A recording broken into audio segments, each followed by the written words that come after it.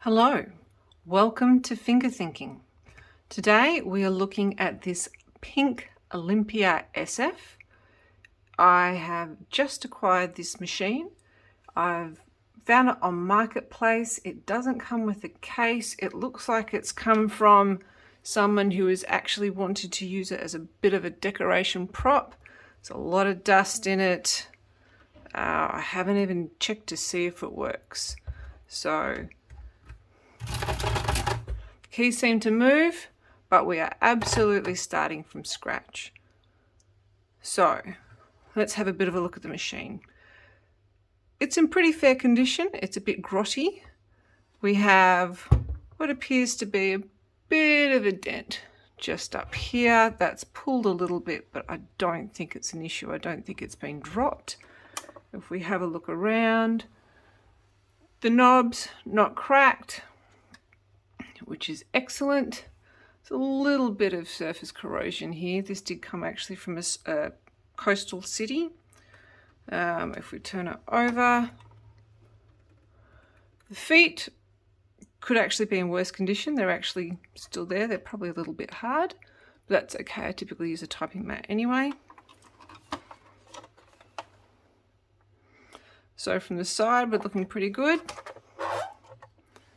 From this side, we're also looking pretty good. So I think first things first, let's actually see if the carriage moves. Now, hitting the space bar makes a bit of noise. It doesn't move at all. These things do typically have a carriage lock on them. So that's this lever. This lever right here is the carriage lock. So we're going to flip that back. And great, you heard that noise?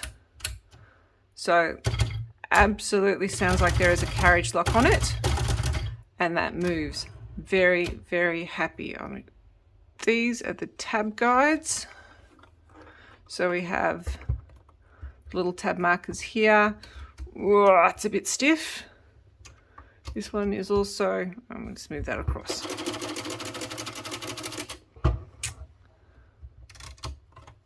Also a little bit stiff, but so far it's looking like this machine just needs a bit of a clean.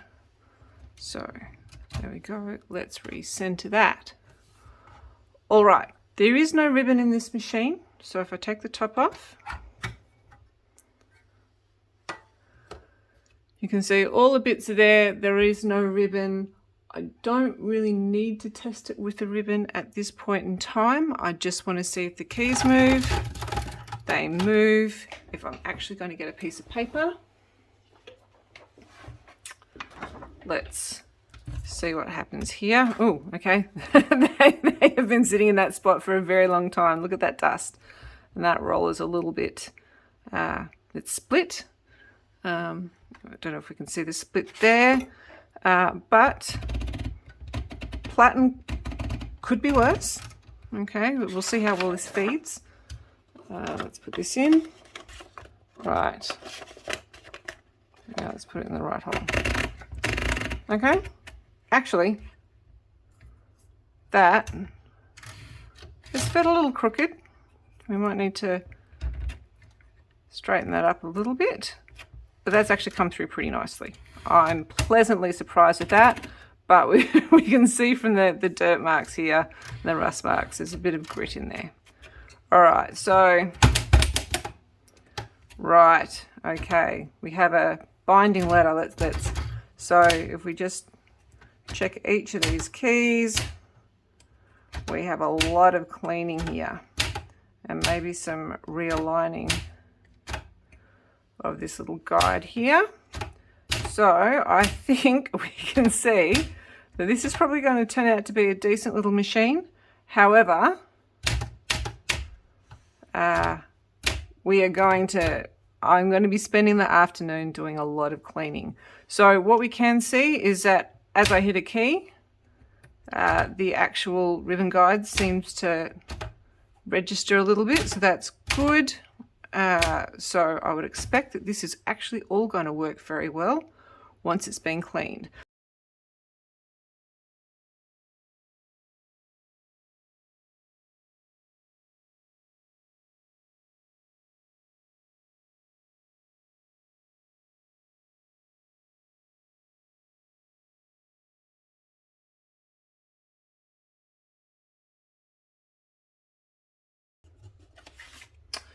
Okay, so the other thing that I like to do is I have my little screw box here. So screws, they all look the same and it's very easy for them to get lost. So sometimes I'll have a strip of blue tack and I'll just plug them into the blue tack, but other times I will get a box. I'll get a pen and I'll actually write down what the screws are.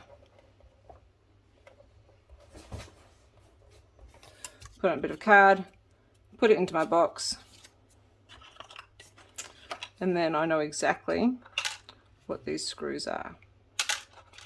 Actually, let's put a quantity on here as well, times 6. Alrighty, so when we take the base off, we're going to find a lot of dust. Okay, so I've never taken one of these apart before, so I'm learning as we go. Looks like the base comes off this way, and we just pull that out of the front around the space bar. There we go. So dusty. So dusty. And we've got even more dust and free bits of paper and plastic than I expected. That's all right.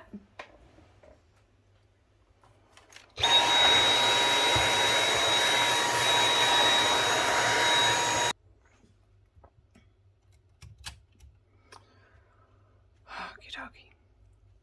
All right, so we've got some of the major dust out of it. Oh, actually, you do a much better job. I like to actually do all of this sort of stuff on a towel. It's softer on the actual typewriter surface itself, and then it does actually give you a little bit of purchase if you want to just kind of clean your brush by brushing it on the toweling surface. All right, let's get in here a little bit more. See what we can get out of it.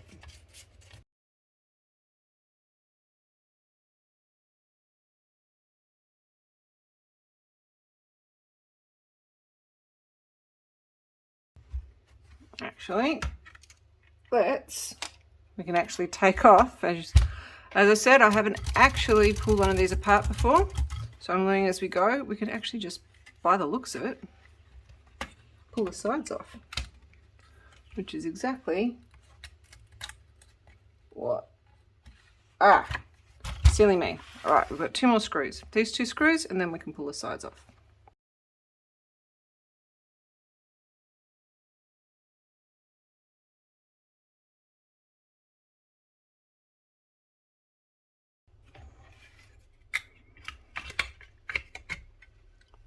Go on the other side. Right, so we have some quite dilapidated and very, very fragile sound deadening material. I don't have anything to replace that with at this point in time, so I'm just going to leave it there for now. But what we have seen is that this is actually really easy to pull the sides off if we want to replace it at a later date.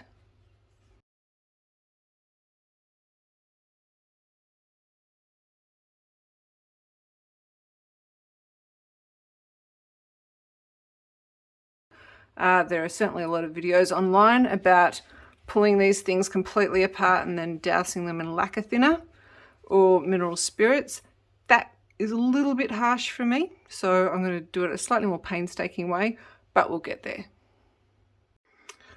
Okie dokie. One of the other tools I like to use, just a standard paintbrush, because what I find, if I try and get in and I brush the dust out with this, it will collect to the tip. It's also a very different shape, so it does a better job of getting down in between the gaps.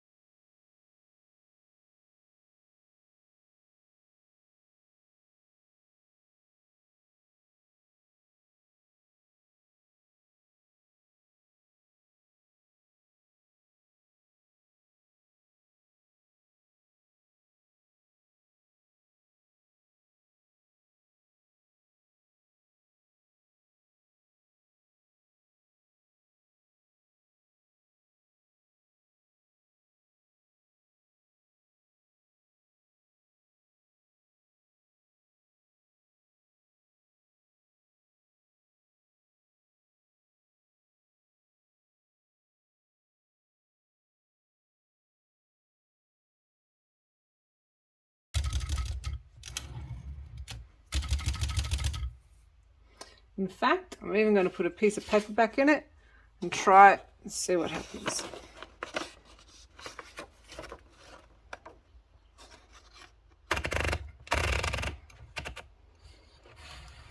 Feeds beautifully. Look at that.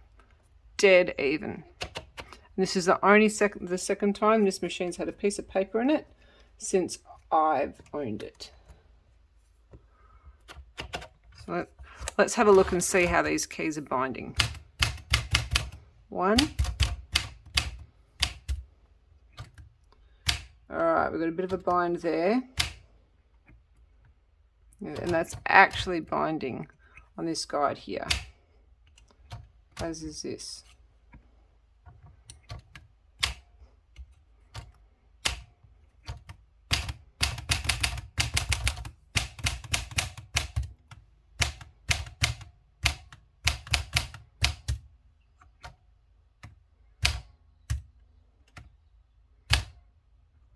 Alright, there's a few binding keys on the top row. Oh, let's actually see if our carriage return works. The feed does. Oh, that's very high. Okay, no feed.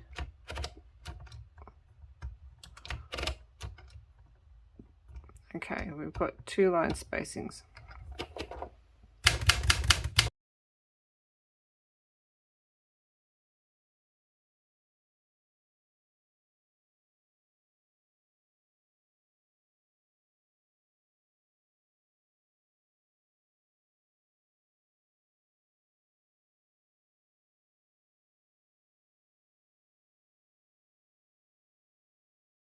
Alright, well this machine is going to be a pretty good little typer. We can tell that already. It's going to need a bit of a once over with, I use rubbing alcohol, so I use this. In Australia it's a little bit less harsh than the lacquer thinner, and I am going to go in and I reckon once I actually run some alcohol over this type basket, do a little bit more cleaning up, we should be in reasonable condition. And if we start playing with it, then at least we're not getting all of that dirt down into the mechanism. Right, so one of the things that we'll actually do, if we look at the platen on this, this is actually in pretty good condition. So we can see that it's dusty. I need to wipe that down. I need to do a little bit more, get my paintbrush into here and dust out these parts of it. But what we can see is that this typewriter doesn't appear to have had a whole lot of use. There aren't a lot of letter indentations or the repeat marks that you actually see on well-used platens. There is a little bit of build-up in the keys. We can see that they're going to need a bit of a scrub. We will get to that. But what you tend to find, particularly on typewriters in Australia, is that this will be the original platen. I have no idea where you would actually get your platens redone out here. I think you'd actually have to go to America to get them done. So this is going to be the original platen. And the low amount of use is actually backed up a little bit by the keys. Now, I haven't cleaned these keys yet, but if we look at them, they don't have a lot of finger marks. They don't have a lot of fingernail dents sometimes. There's no wear on these keys. There's a little bit of dirt, but there's no wear. So this is actually going to be quite a decent little typer at the end of it. Okay, I think the next thing that I'm going to do is I just use these sorts of wipes, your multi-purpose kitchen wipes. I'm going to I think it's time to just clean this up a little bit.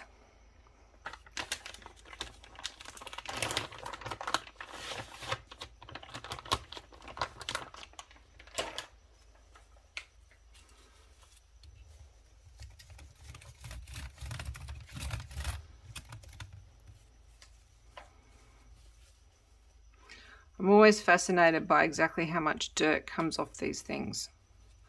So we'll see how this gets dirty as we progress.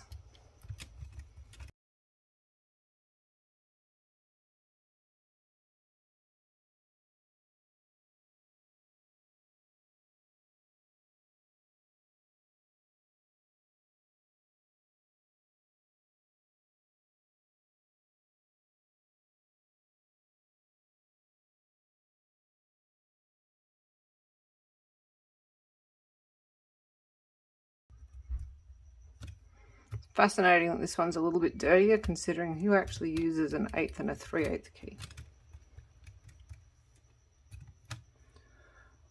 Let's do some flossing.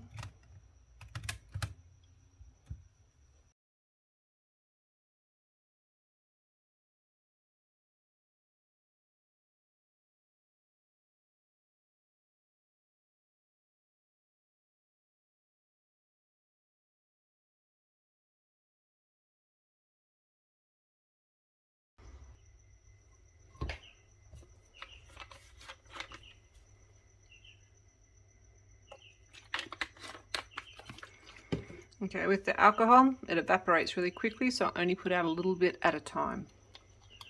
So now we can dip our toothbrush in and start scrubbing.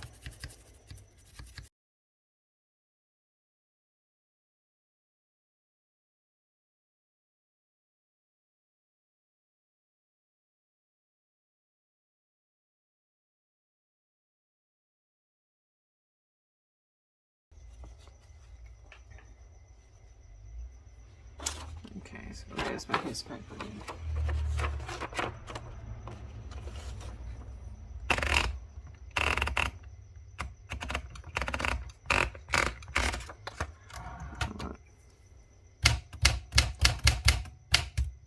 Okay, we've still got some binding. Oh, look. So if you remember, when we did these ones up here, we were starting to get binding keys already. Just a little bit of a clean, and they're not binding as much, which means more cleaning. At least it's actually bouncing back out of this guide, whereas beforehand they were actually getting, like the 5, they're getting stuck in the guide. But you'd be surprised at how much of this is just, there we go, use.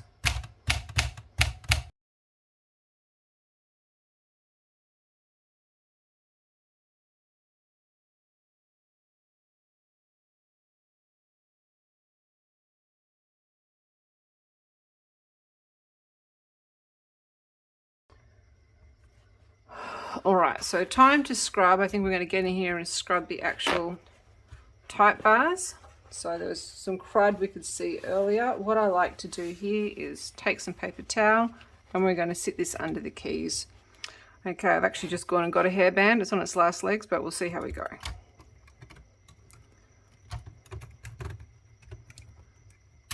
Whoops, daisy, we've just pulled that back out again.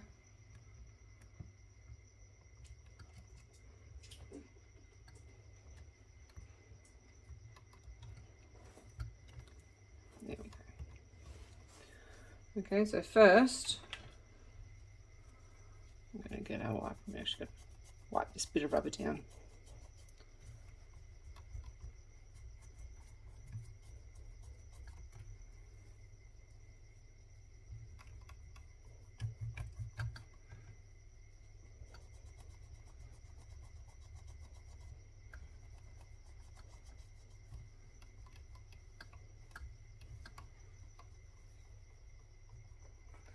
And that, for a 62-year-old piece of rubber, is actually in pretty good condition. All right, now we can put our paper towel in, remove our band, and now it's time to do some scrubbing.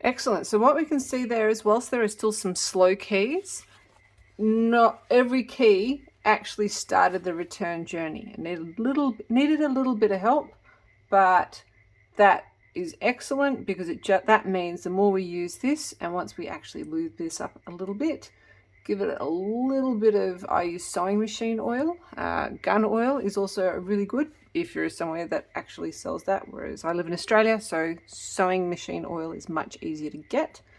Yeah, so this will be a successful clean. but I'm still going to give it another once over with the alcohol just for laughs. And this is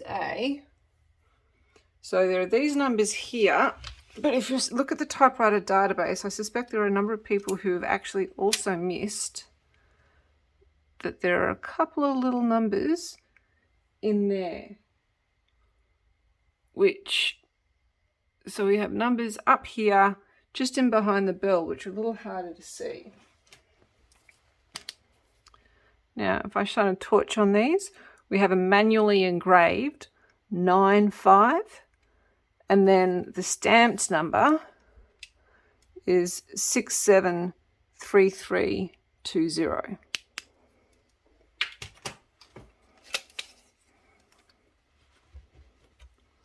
When I checked that on the typewriter database earlier, that actually looks at about, it's a late 62 or early 63 model.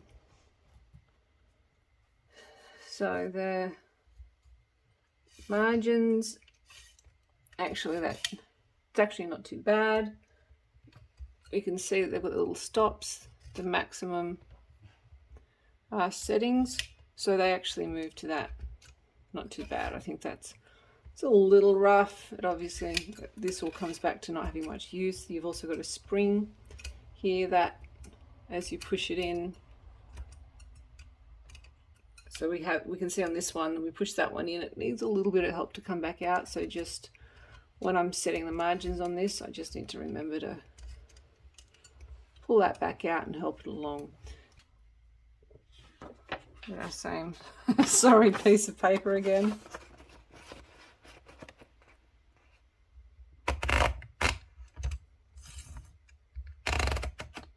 That's still feeding very nicely. Look at that.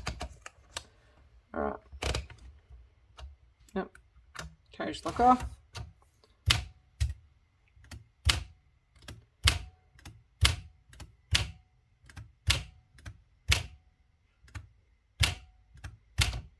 All right. So this was working pretty good a few minutes ago. Working pretty well, pardon my grammar. And just after a little bit of kind of pausing, it's stiffening up a little bit. That's all right. I'm not quite sure why this key sits a little bit prouder than the others, but that's okay. Our keyboard seems to be pretty straight. The 3 key, I think that will start sitting level again once it's had a bit of use. Okie dokie. So this is the oil that I use, machine oil. In Australia, you just get this from Spotlight or Lincraft, and you can probably get it from kind of the discount department stores like Big W.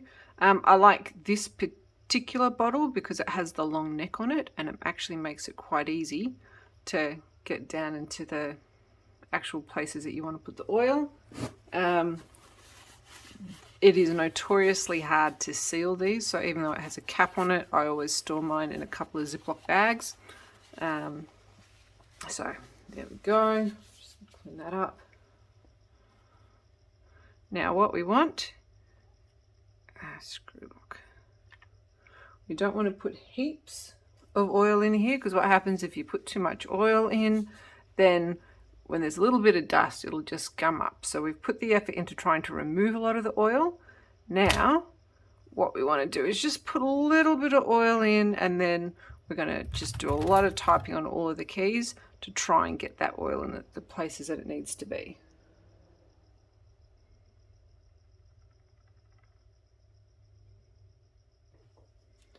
All right.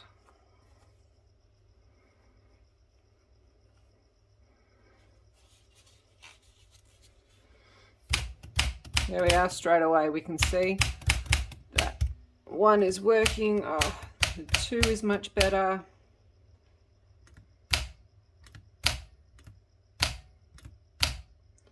Spoke too soon. Number 3 is going to need a little bit more work. There we go.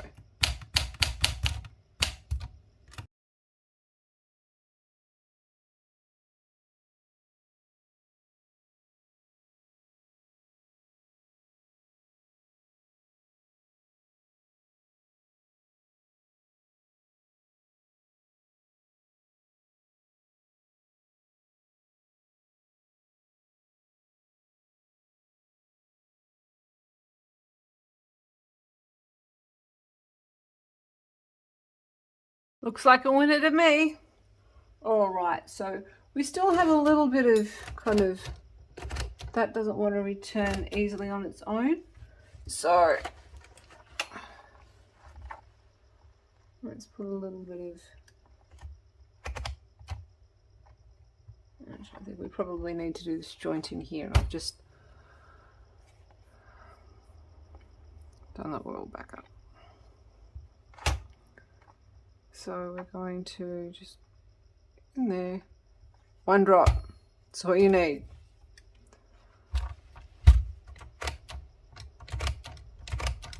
We might also put a little drop just there.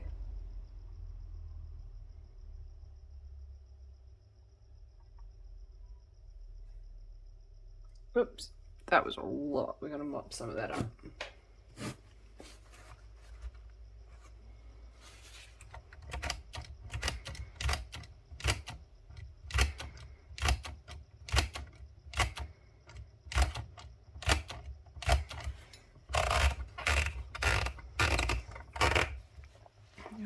Maybe just a little bit down in that whoopsie-daisy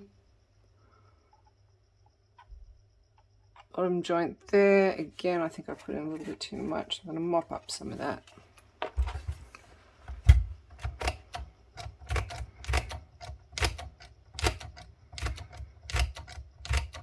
All right, so look, I think I might leave that for now. That will probably loosen up with some usage. It's actually the least of my worries.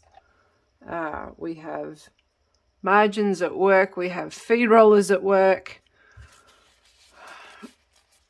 We have type bars at work.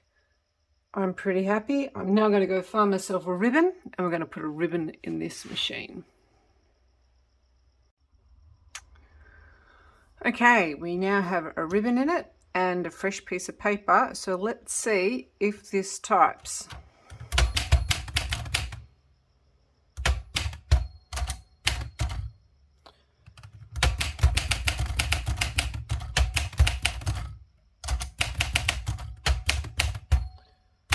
Well, it looks like it types. However, what it doesn't look like is that the ribbon moves, or that the ribbon lifter actually moves up and down like it should. And I suspect it's the ribbon lifter not moving down, which is why the ribbon isn't winding. Let's see if this actually resolves by a little bit more use.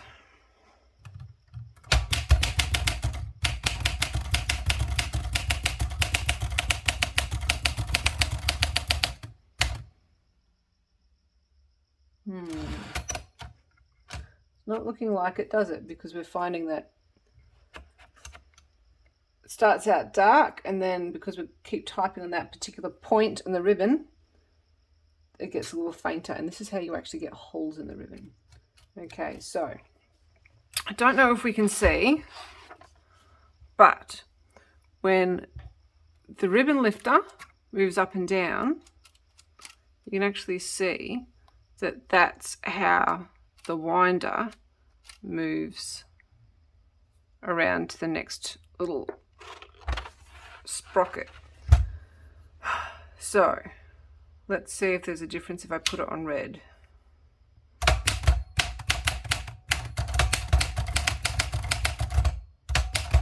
No, and we can see that we're just typing the same spot. We're going to put holes in our ribbon if we keep doing that. So looks like we need to go back to the drawing board and have a little bit more of a look at why the ribbon isn't actually shifting like it should. Okie dokie, one of the things that I have found whilst trying to troubleshoot this whole ribbon lifter issue is the ribbon lifter is actually really stiff, so it doesn't really want to bounce back. And what should happen is when I push a key down, it should actually move a bar that connects along the bottom and actually moves this whole ribbon lifter mechanism, which includes the ribbon winder. Now, if I turn this over,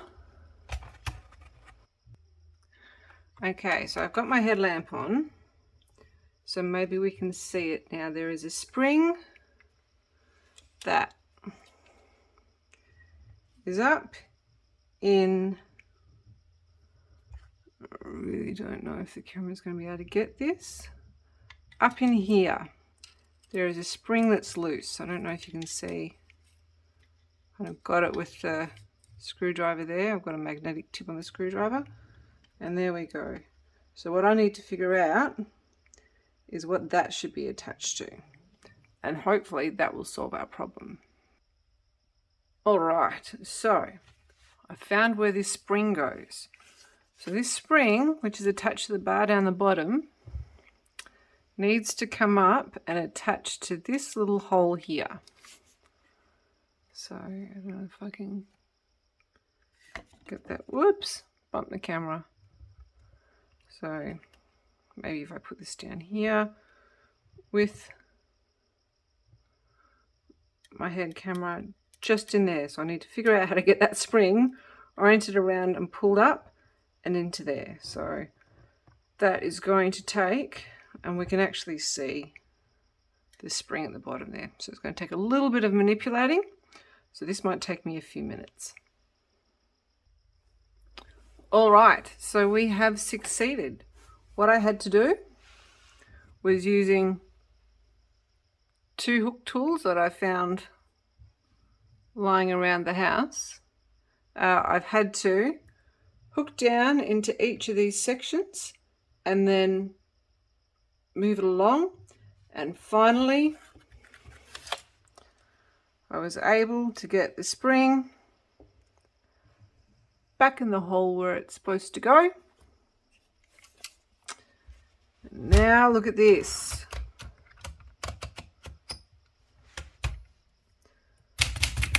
Whoops. So we can see that each time I hit a key, we've got the ribbon lifter moving up and down, we've got the ribbon winders moving. I've only got to actually hit one key at a time. All right, we're cooking with gas. It's time to put a ribbon back in this. Okay, ribbon's back in. Let's see how we go. Let's put this actually on a color.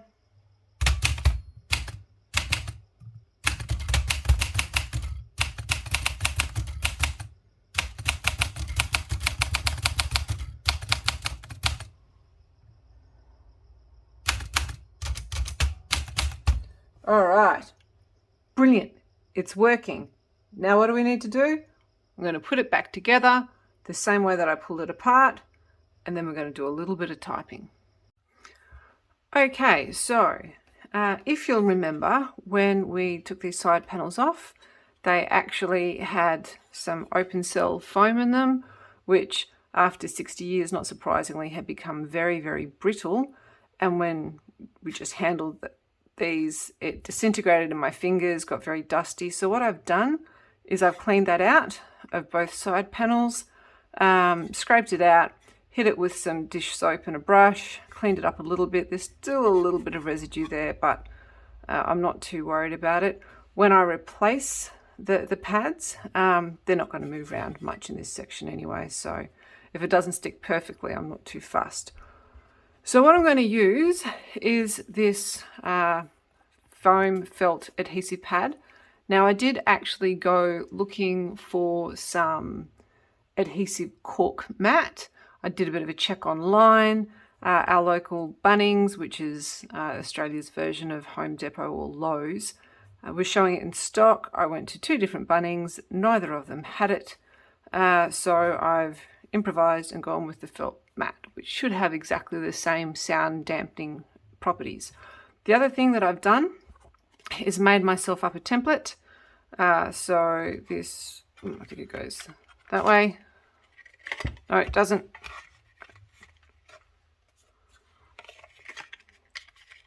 There we go. So that just fits in there. So what I'm going to do is I'm going to cut this template. I'm going to trace it onto the foam, cut it out. Now, as we can see, the foam is actually a little bit smaller than the template. I'm not too fussed about that. So I think what I'm actually, so I can either add a little bit on at the end, or I'll just leave it shorter. We'll see how we go.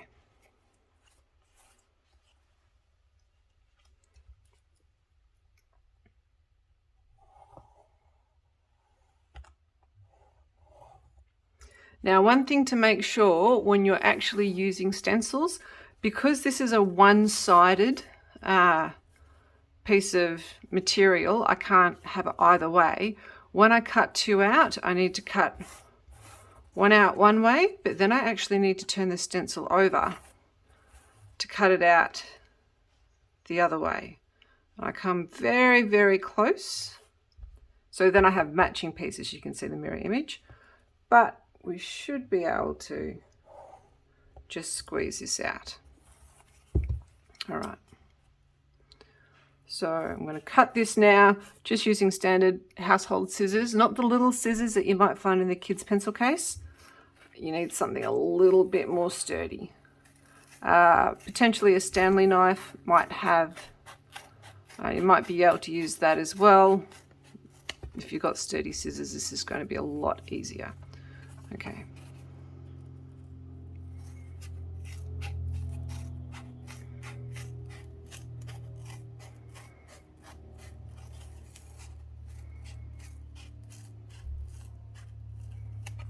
Okay. So let's check these out. Okay, so that fits pretty nicely. Obviously these are going to swap around as I use the adhesive side, so we could probably actually do that now just to check.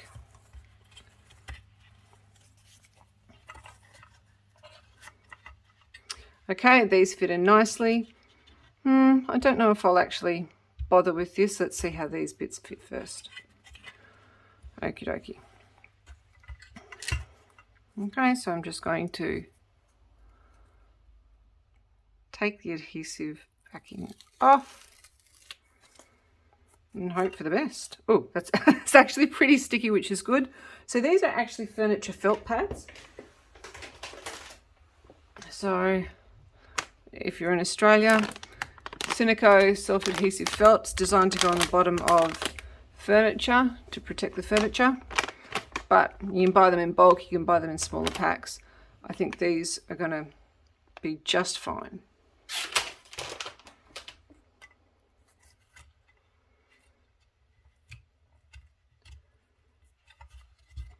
Okay, push that in.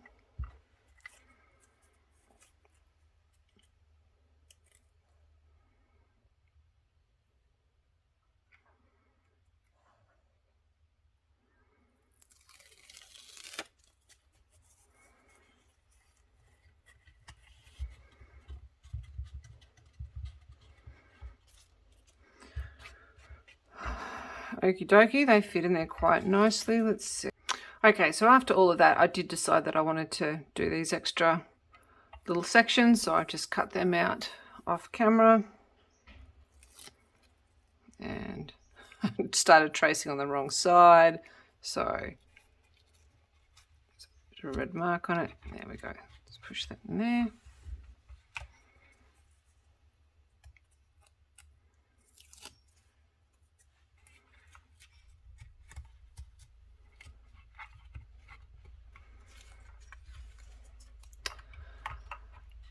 Excellent. If you're like me, I love typewriters. I hate the noise. So anything that we can do to actually make it that little bit quieter, I'm very happy with. Okay, now it's time to put it all together. Hopefully these fit. I haven't checked them, so let's see how we go.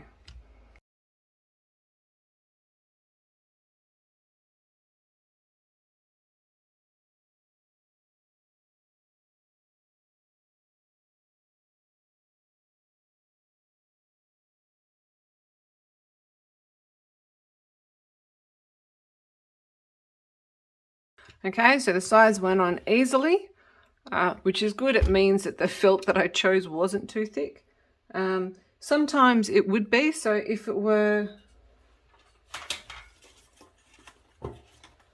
if I was replacing this insulation on the base, which is in pretty good nick, so I'm not going to do it, we can see here that this is actually very thin, so to have replaced it with something as thick as that felt wouldn't have worked because there just isn't enough room. But we're going to leave that alone, and we are going to bolt it back on.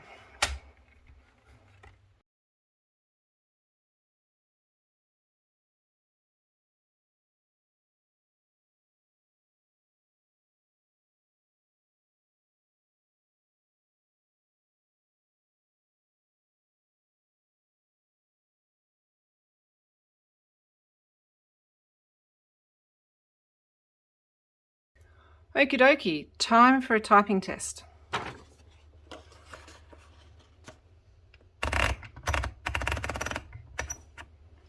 Feeding like a dream. Put that up there.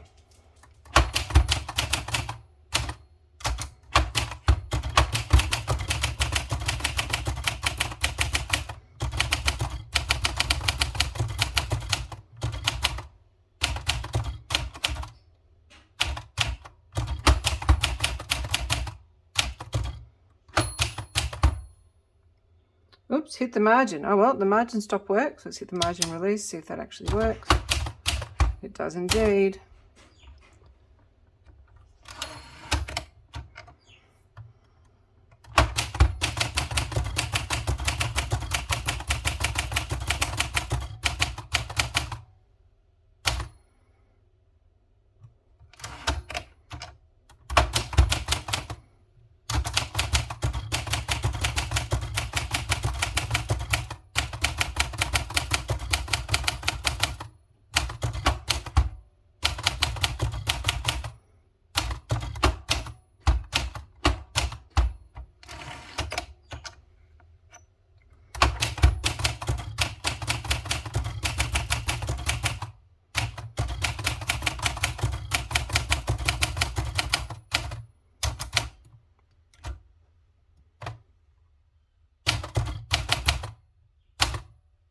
Let's try that again in red, just to see if I can type it better.